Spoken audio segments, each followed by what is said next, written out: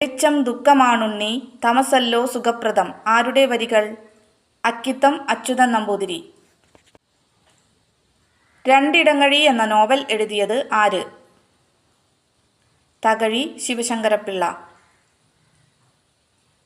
തകഴിയുടെ ചെമ്മീൻ ചലച്ചിത്രമാക്കിയ സംവിധായകൻ ആര്? രാമു കാര്യാട്ട്. എൻ്റെ വഴിയമ്പലങ്ങൾ ആരുടെ ആത്മകഥ?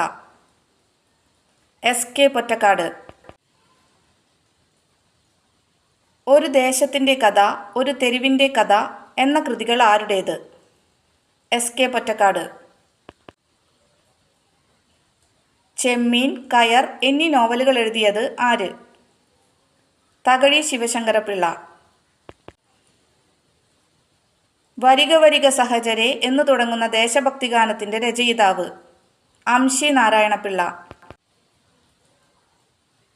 മലയാള സിനിമയുടെ പിതാവ് ആര്? ജെ.സി. ഡാനിയേൽ. കേരളത്തിൽ ഗ്രന്ഥശാല പ്രസ്ഥാനത്തിന് തുടക്കം കുറിച്ചതാര്? പി.എൻ. പണിക്കർ.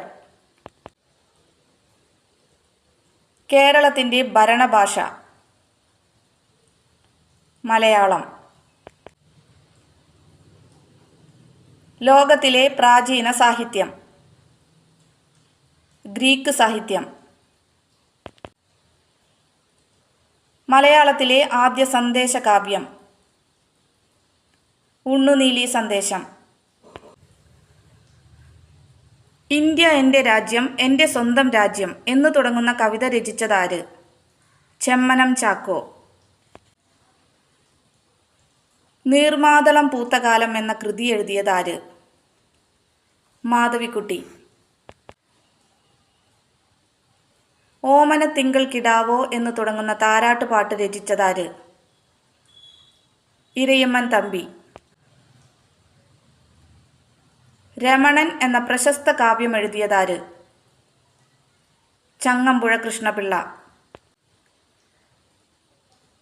വലിയൊരു ലോകം മുഴുവൻ നന്നാവാൻ ചെറിയൊരു സൂത്രം ചെവിയിൽ ഓതാം ഞാൻ.